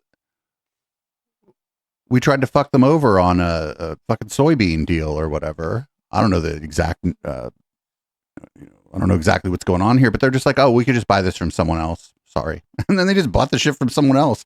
Now the president, fucking Donald Trump, is all sad. He's like, I'm going to go give him what for. And then fucking, if I was Xi Jinping, I'd just lie to him, right? I'd be like, well, all right, we'll get your people together with my people and we'll work this out. And then fucking don't. Be like, oh, sorry, we're busy. That's what I'd fucking do. Anyway, here's more on that. It's from CNBC. I don't know, 3-4 days, I think, when it's over. But can we talk? I don't think we've ever talked soybeans in terms of China, but this is a real issue right now. Our farmers are getting caught up in the trade dispute. Is there anything the president can do, or what do you expect to happen between the president and President Xi? Well, there's plenty the president can do, and it's unfortunate that Chinese leadership has decided to use the American farmers, soybean farmers in particular, as a hostage or pawn in the trade negotiations. And I would suggest to you that the president of the United States is far more responsible for the well-being of American soybean farmers than Xi Jinping or the Chinese government is, and that the United States should be trying to work out a deal with China such that the farmers get a good deal, and maybe the Chinese get a good deal too, and then everybody gets a good deal. I thought that was what Donald Trump was fucking good at. American farmers overwhelmingly voted for President Trump, more than 90%. He loves the farmers. He loves them. He likes that they voted for him. Agriculture, Brooke Rollins. 3 of us were in the Oval yesterday, and you should expect some news on Tuesday on substantial report or substantial support for our farmers, especially the soybean farmers. They've had President Trump's back, and we've got their back. This is great. Fucking fantastic. You played yourself, right? Now the government's shut down too, so you can't really offer that relief while the government's shut down. So oh man, this is fucking horrible. This is what the art of the deal, my ass. My God. So friends, I don't know if you know this. We learned it in the last clip. This is all Joe Biden's fault. And Joe, to go back on the ag purchases and President Trump's phase 1 trade deal that was signed in January 2020, there were over $50 billion of ag purchases. The Chinese followed through during President Trump's term in 2020, And then under President Biden, their feet were not held to the fire for these ag purchases. And at the meeting in Geneva, when I asked them, why didn't you continue buying soybeans and the other products, they had one word. Guess what it was? Biden. Biden. Wait, what? Oh, what? I don't know, man. Sure, if that's what you want to say. You can't force somebody to buy something from you. Even if you have a trade agreement, you can't force them to buy it from you. Like, this is all stupid. None of this had to fucking happen. Absolutely fucking none of this had to happen. Like, they could have just left the fucking status quo, right? Everything could have been exactly like it was before, and fucking everything would have been fine. They were buying plenty of soybeans from us before. This is hella dumb. I found this interesting. This is it's a farmer, and his name is Scott Farmer. And he's going to talk about the agricultural industry and what's happening right now. We went from 12 billion to zero. And then, as a farmer, we get up one morning and you give Argentina, which is our second biggest competition in the world. They're the largest exporters of soybean meal in the world. So I get up one morning, I turn the news on, and you give $20 billion of taxpayer money to my competition. And then the Chinese buy, I think the figure is 30 or 40 containers ships, which is about 65,000 metric tons per ship, which is like 2.2 million bushels. So they buy 12 or 14 billion dollars worth of soybeans from the Argentinians after the tax holiday. And here's the caveat to it. They give $2.30 over the November board, while I'm getting 50 cents under the November board. We're going to plant canola this month. It's one of the few things we've found. It's moved into Arkansas. They're going to make renewable jet fuel and renewable diesel of it. We've never raised any. I had to get a loan from FSA to do it because it's an uninsurable crop through the federal crop insurance. But they would let me do it through the NAP insurance. Well, I can't even get the loan for it because there's nobody at the FSA office. There's nobody at the NRCS office. We shut the government down. They all went home. How are your other farmers, for your friends, feeling? I know a lot of them are Trump supporters. Do they still feel good? Everybody's pretty nervous. Everybody's pretty scared. There's some of the older guys that, farm out of their pocket. They're like, I'm not doing this again. I'm not giving back 30 years worth of work. Everybody's scared to death. I got friends that are bankers that, will tell you the bank examiners is already telling them, look, you're going to have to deal with these guys because their equipment's not going to be worth as much. Their land's not going to be worth as much. I mean, this is exactly like the movie from the 80s with Sam Shepard and Jessica Lange Country. That's what's going to go down.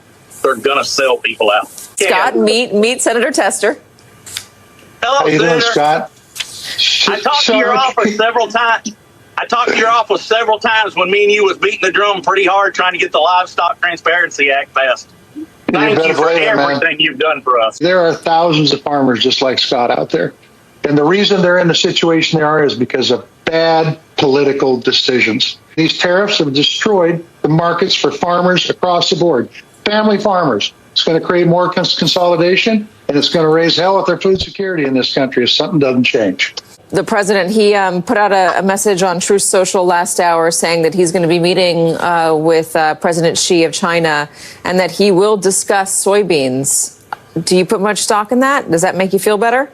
Well, I mean, what good's it going to do to discuss soybeans at almost November? Because Senator Tester can correct me if I'm wrong here, but in November, the Brazilians will start cutting. They'll be in full swing by December. They don't need us. I mean, you're going to wait to have a discussion over selling soybeans when Brazil's in full bore? What bargaining power are we going to have then? Yeah, that's right. Because the season, right? It's in the southern hemisphere. The season is like inverted. So like when it's not soybean season here, by the time this happens in November, right? It won't be nobody be harvesting anything, and it's all coming from South America anyway. So what the fuck? What the fuck good does that do for anybody, even if they come to some kind of agreement? There ain't no fucking soybeans being harvested at that time. So those people just lost a fucking whole year. You don't got to love all these people or whatever, right? These people have families, they have kids, they support their local economy. Like, you don't got to love them as individuals to like know that this is like real bad for these communities. And, just because these communities vote 2-for-1 for Trump doesn't mean, what about those other people? Let's say you hate the Trump voters so much that you kind of don't care if their shit gets cooked or fucked up. What about the other people there? What about the apolitical people there? What if people don't vote, don't care to vote, just want to go to work and do their fucking shit? Those people are fucking, those are people too. Like, this is all fucked up. Now we're going to move on. We only have a few more here. We're not quite going to be at 2 hours. Maybe we are. Zoran Mandami on The View talking about Gaza. This is probably going to get The View canceled, actually. Assemblyman, you're running for mayor of New York and not prime minister of Israel, but you've made inflammatory statements like calling Israel an apartheid state. An inflammatory. Oh, that's right. They always have like one kind of basic Republican. And questioning its right to exist as a Jewish state. Just this week, you were evasive with a reporter about condemning Hamas. Given New York has the largest Jewish population outside of Israel, why should voters who see this as a moral red line trust your clarity and judgment? Well, the Jews in New York voted for him. That's actually why. That's if you poll Jews in New York City, they are not fans of the policies of the nation state of Israel. So that's it, actually. Really appreciate this question and an opportunity to just clear up, I think, a number of misconceptions. First and foremost, you're right. I am running to be the mayor of the city, and this city will be the focus of my administration, ensuring that we make this a city everyone can afford and everyone knows that they belong to. And also, millions of New Yorkers, myself included, care deeply about what's happening in Israel and Palestine. And so to be very, very clear, of course I condemn Hamas. Of course I've called October 7th what it was, which is a horrific war crime. And of course, my belief in a universality in international law is also the same set of beliefs that have led me to describe what's happening in Gaza as a genocide. Because what we see is a war crime being answered with war crimes. And what we see is every single hour the Israeli military killing a Palestinian child for close to 2 years. And it's a horror that many New Yorkers feel so deeply. And my job, I can't stop that as the mayor of the city. I can make clear my own values, my own commitments. And it is a value and a commitment to humanity, to safety, to justice for all people that extends to everyone, Israelis, Palestinians, and everyone else across the world. And recognizing that people do disagree with you. Absolutely. I am one of those people on some of these points. Absolutely. So. And that you're disagreeing with me doesn't mean that you shouldn't be in this city or you shouldn't be celebrated and part of the city that I'm trying to lead. And I think that's the other part of growing up as a New Yorker, learning that disagreement and difference is part of what it means to be here. And I want to be a mayor, not just for the people who voted for me, not just for the people who agree with me, but every New Yorker. And that means that if a New Yorker disagrees with me about Israel, I'm still fighting for them to make sure that they can afford this city, be safe in this city, and see this city as their home. God, he is so good at this. He's like, seems like such a nice guy, and he's so good at this, and it's freaking out like a bunch of shit libs and like Republicans. That lady's like, well, I disagree with you. And it's like, well, I don't care. You're the host of The View. You're one of the hosts of The View. You're not my constituency, which I wish, you don't go say that. There's not a whole lot of value in being like so openly hostile, I suppose, to the interviewer, but that's sort of the subtext there too. It's like, well, I don't know. You can fucking disagree with me all you want. You're a TV show host. Here's Zoran talking about, this is basically, he's been doing this, I think, every month, going out the day that people's rent is due and talking to people about rent and the cost of living in New York City. It is the first of the month today, a day that so many in this city dread, because it's a day that rent is due. I am thankful. Yeah, I don't like paying my rent either. I am surrounded here by those who have been on the front lines, colleagues who have been fighting in Albany, who have been here in the city council, who have been leading our city's fiscal watchdog, as well as the tenants who have been the ones who have delivered the stability that is missing in so many others' lives. To say that this policy of raising the rent year after year like we've seen under this administration, a policy that has led to more than a 12% increase in rents for more than 2 million New Yorkers, that is a policy that will come to an end when I am the mayor of this city. And it will come to an end because we are going to deliver a 4-year rent freeze for more than 2 million New Yorkers across this city. And we know, as we've heard, that so often the justification for the raising of these rents is a justification about repairs. And yet we heard from Assemblywoman Emerita Torres who used to work at the Community Service Society, which themselves did a study on this very topic, where they found that the relationship between rents paid and repairs delivered is a tenuous one at best. And we can see that just in this building alone, where I met tenants, be it Francis or Mercedes, who told me about the fact that they've been paying rents for years. They've been paying those increases for years, and yet they are living amidst disrepair. And so I stand here today running not only to deliver the change that our city deserves, but also in stark contrast and opposition to a former governor by the name of Andrew Cuomo. Someone who airs the concerns only of those who do not have to live in buildings like these. Someone who has taken millions of dollars from real estate, including $400,000 from slumlords being sued by this city itself.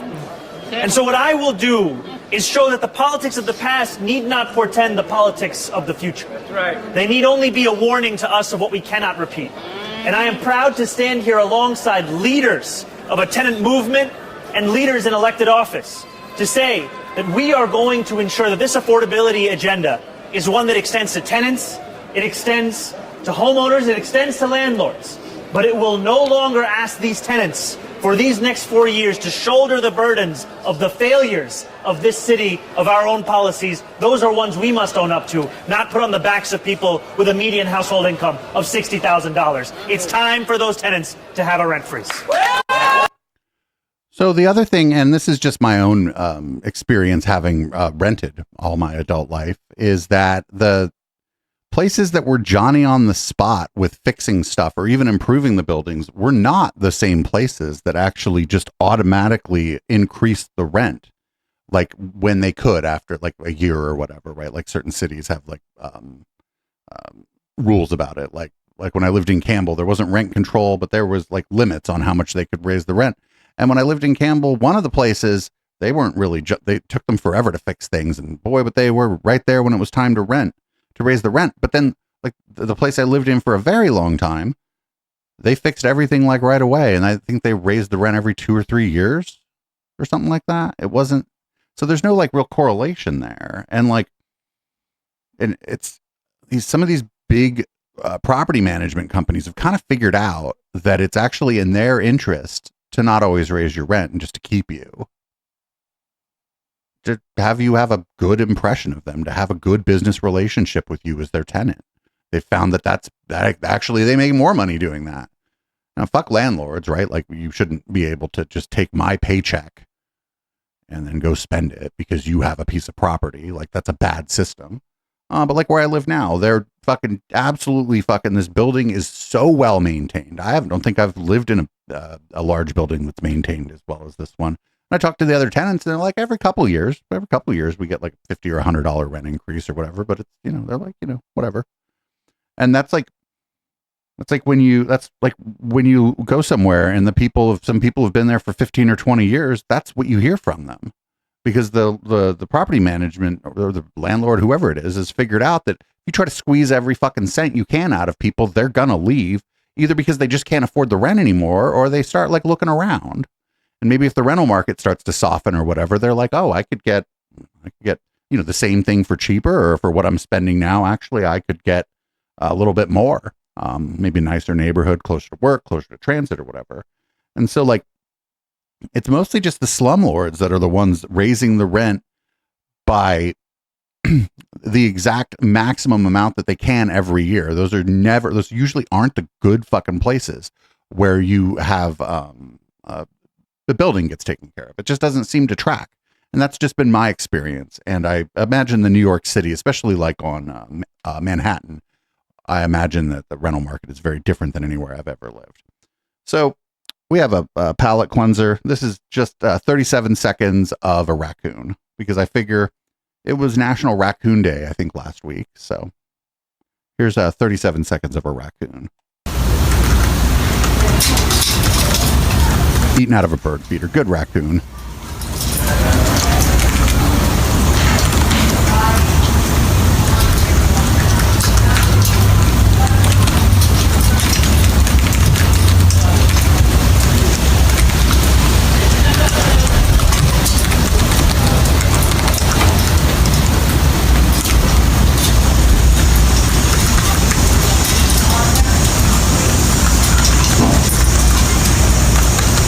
Good raccoon. Thank you to, I believe, Allie Drew popped that into the Discord and was like, oh, this could be a palate cleanser. And it was. So we got a couple more. This is Eric Trump. Did you know that the jury selection for my dad, who was the president, the jury selection was rigged? Some of the jurors, we never heard from the jurors in the Juan Merchan case. They yeah, because they didn't want to talk to. Yeah, like most of the time, jurors in especially high profile cases don't give interviews for what I would consider to be obvious fucking reasons. Usually I've seen mob trials where they come out and they do interviews.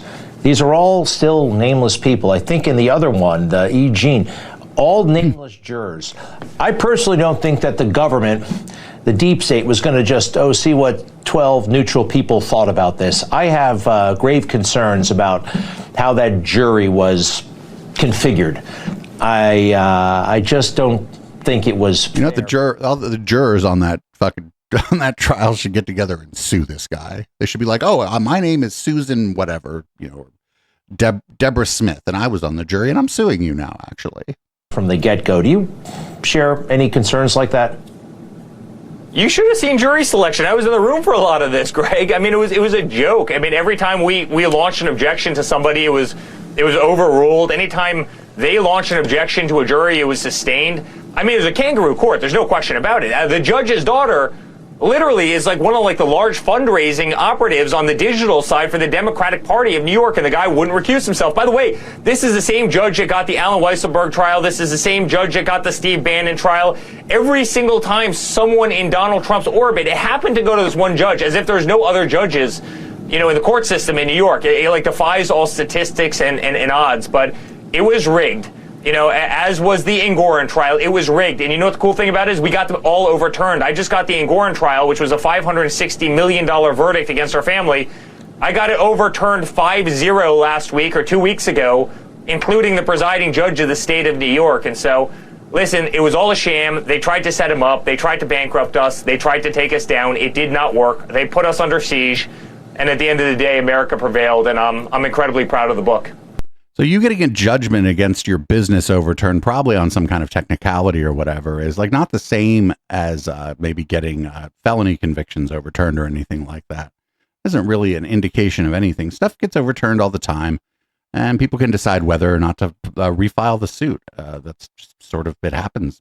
I don't know. Sometimes the people do refile the suit. Sometimes they don't. But the fact that you got it overturned doesn't mean that it's overturned forever. Somebody can refile, actually, depending on the circumstances. I'm not a legal expert. Up next, we got, did you know that it's not actually corruption if Jared Kushner does it, and it's insulting and disgusting to suggest that it could be? The President of the United States. And second thing, how did the White House decide that it is appropriate for Jared Kushner to be working on matters that involve Qatar, the UAE, and Saudi Arabia, 3 countries that combined have given him more than $2.5 billion for his investment firm?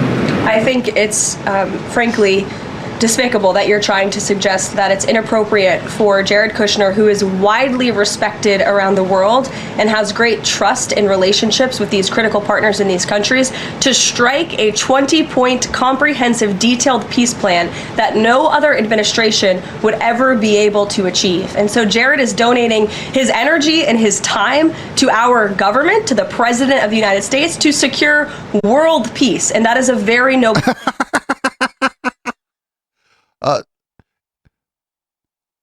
I didn't know that you get paid fucking billions of dollars if you go around fucking negotiating peace deals. Somebody fucking tell Jimmy Carter about that shit.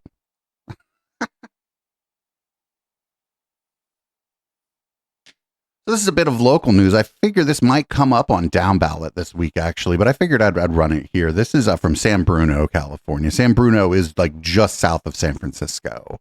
It's like a 15-minute drive into the city with no traffic, maybe 10 from San Bruno. And they pulled over a Waymo for making an illegal U-turn. And it raises an interesting question, doesn't it?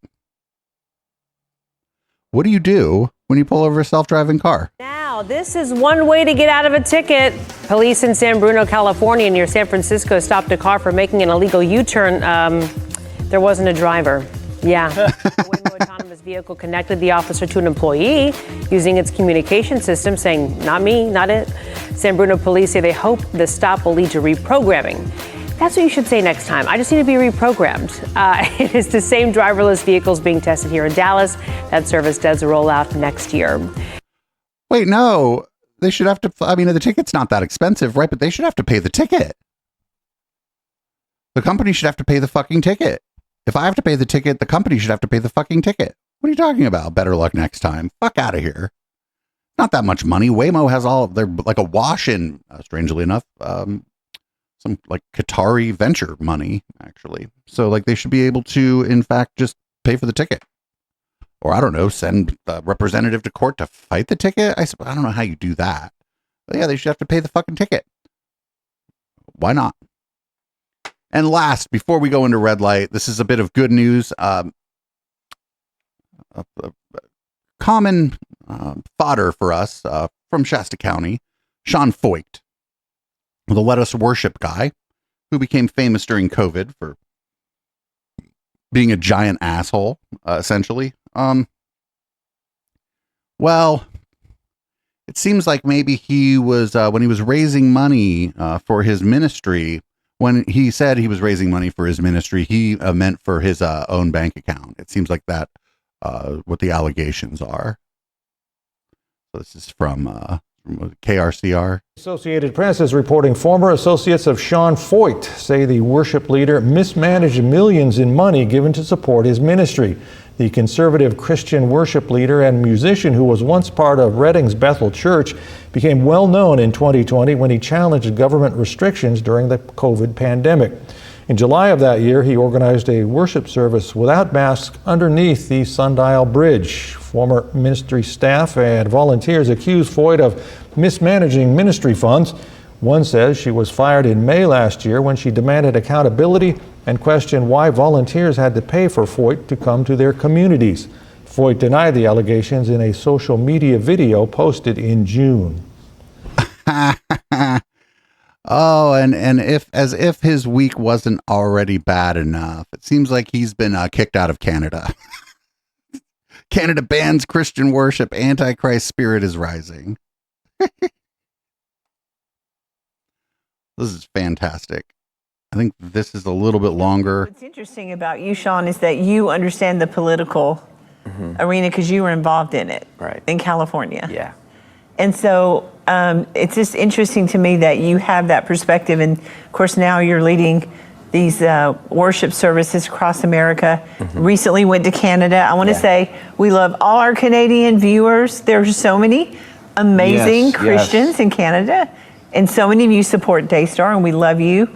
However, it was your government, not so much. Your government is kind of interesting. So tell us about your experience. How many permits did you have to go in and hold these peaceful worship services for people just to get into the presence of God? Yeah, well, I mean, first of all, we're not looking for controversy. I mean, I've been to Canada. I've done worship in Canada. You're right in the middle of the whole. This guy's claiming he's not looking for controversy is fucking amazing. Also, he's looking kind of haggard.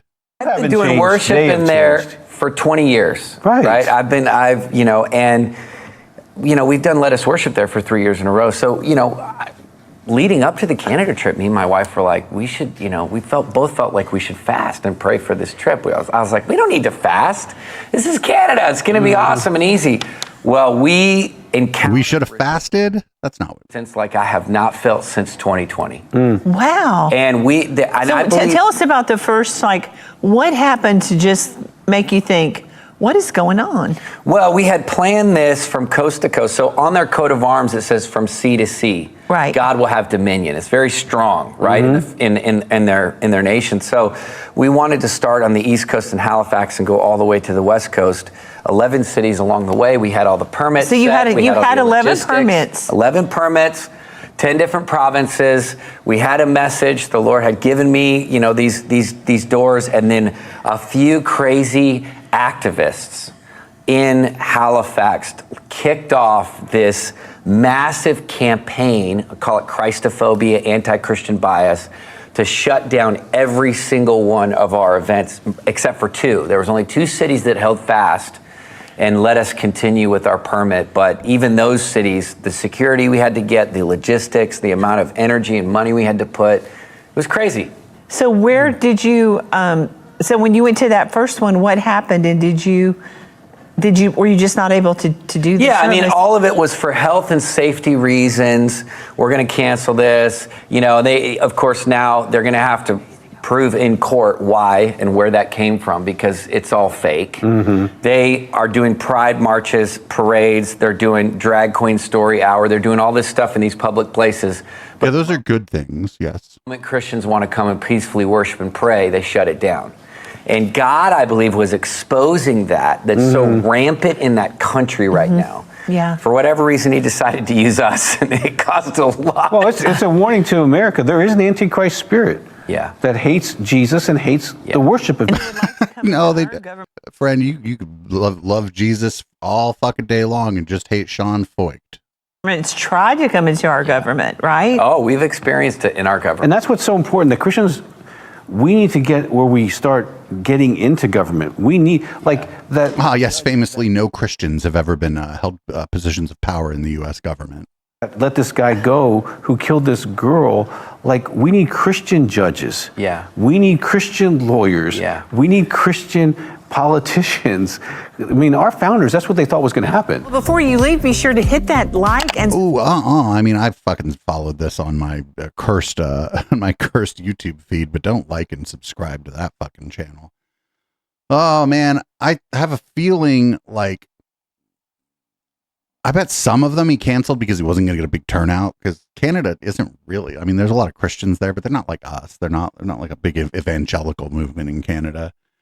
But also, like, we don't know what's going on. He claims to be suing them, but if he sues them, he's going to be subject to discovery. I mean, maybe they found out that he's running a scam, right? Maybe the thing that we learned about in the clip before, maybe officials in the Canadian government found out about and were like, well, if this guy's running a fucking scam, maybe we're not interested in issuing him permits to come here and fucking scam the Canadian people, even if those Canadian people happen to be Jesus freaks or whatever. Maybe that's what's going on. And then if that's the case, I don't know how their legal system works, but there's some process of discovery, and discovery is going to be a bitch for him if that's the case. Anyway, that's the show. We came in just under 2 hours, which is amazing considering how long the docket was. We'll be back for Red Light in a few minutes. If you're listening on the podcast, please consider supporting this project at eplex.store or at patreon.com/echoplex. Other ways to support the project can be found on our website, obviously. If you're watching live, I know a few you always peel off when we go into Red Light. People are like, I do not want to hear this song for the millionth time. But we are, in fact, going to play Boomers by Periscope and go on into Red Light. So if you're listening live, watching live, stick around. We have a couple things on our docket, one of which I crossed out because it's fucking troubling and we're not watching it. But I'll talk a little bit about that during the post game. And I'll be back. I need to pour a drink and change the color of the lights in here.